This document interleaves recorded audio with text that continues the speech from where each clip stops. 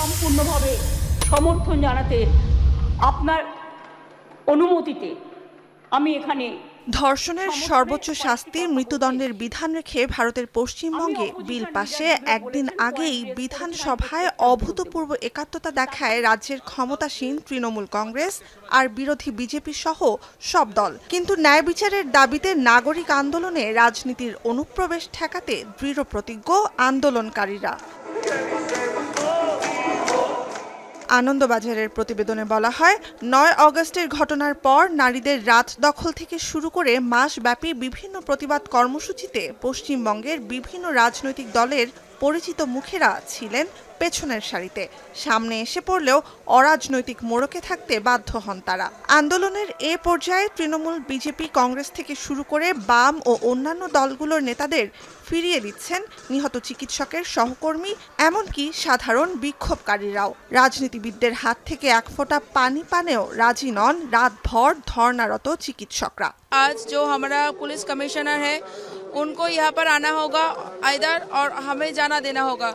तो जब तक ये ना हो रहा है तब तक हम प्रोटेस्ट करते रहेंगे। तो उसमें अगर 24 आवर्स, 48 आवर्स, 72 आवर्स जितने भी हो जाने दीजिए। हम लोग डॉक्टर से, हम लोगों का आदत है ऐसे लंबे ओटीज करते रहना, खड़े होके, बिना खा के, बिना सो के। तो ये लोग, हम लोगों का आदत है, हम लोग ऐसे ही रहेंगे जब तक हमारा जो दाबी है वो पूरा नहीं हो जाता है। মঙ্গলবার আন্দোলনরত জুনিয়র চিকিৎসকদের চাপে সড়ক থেকে ৯ ফুট উঁচু লোহার গারদ সরাতে বাধ্য হয় পুলিশ। ১৭ কিলোমিটার দীর্ঘ মানববন্ধন করেন চিকিৎসা পরিষেবায় যুক্ত বিভিন্ন পেশাজীবীরা। নিহতের জন্য ন্যায় বিচার আর চিকিৎসকদের নিরাপত্তার দাবিতে বুধবারও কর্মসূচি রয়েছে পশ্চিমবঙ্গের জুনিয়র চিকিৎসকদের। যোগ দেবেন নিহত চিকিৎসকের মা-বাবা এবং প্রবীণ চিকিৎসকরাও। কয়েক দফা দাবির মধ্যে অন্যতম আরজিকর কাণ্ডে ব্যর্থতার দায় স্বীকার করে কলকাতা পুলিশ কমিশনারের পদত্যাগ। ঘটনার সম্পূর্ণ দায় উনি ব্যর্থ হয়েছেন এবং যে উদাসীনতার পরিচয় ওনারা প্রথম থেকে দেখিয়েছেন, এখানেও সেই একইভাবে গোল গোল করে ঘুরিয়ে কোনো সদুত্তর আমরা পাইনি। সেই জন্য আমরা ওনাকে স্পাইনটা দিয়ে বেরিয়ে এসেছি।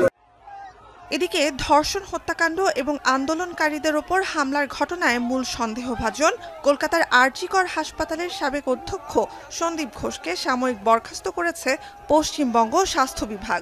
আর্থিক দুর্নীতির মামলায় আসামি করা হলেও তার পেছনে আছে আরও বড় চক্র, বলছে কেন্দ্রীয় গোয়েন্দা সংস্থা সিবিআই। আরও জিজ্ঞাসাবাদ ও অনুসন্ধানের জন্য তাকে ৮ দিনের রিমান্ডে নেওয়া হয়েছে।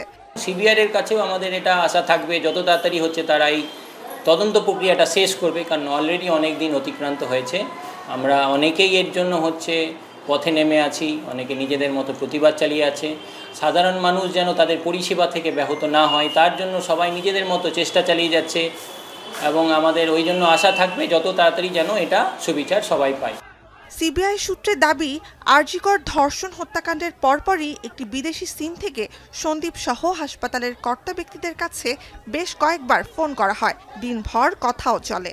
অপরাধের পর তথ্য প্রমাণ লোপাটের চেষ্টার সঙ্গে ওই সিম ব্যবহারকারীর সম্পৃক্ততা খতিয়ে দেখছে গোয়েন্দারা। অন্যদিকে আরজিকর হাসপাতালের নিরাপত্তার দায়িত্বে থাকা আইন শৃঙ্খলা রক্ষাকারী বাহিনীর সদস্যদের যথাযথ থাকা খাওয়ার ব্যবস্থা হয়নি মর্মে মমতা সরকারের বিরুদ্ধে ভারতের সর্বোচ্চ আদালতে অভিযোগ জানিয়েছে কেন্দ্রীয় সরকার। রাজ্যের বিরুদ্ধে অবমাননার মামলা হবে কিনা সে বিষয়ে সুপ্রিম কোর্টে শুনানি বৃহস্পতিবার। নুসহাত কামাল, এখন বিশ্ব।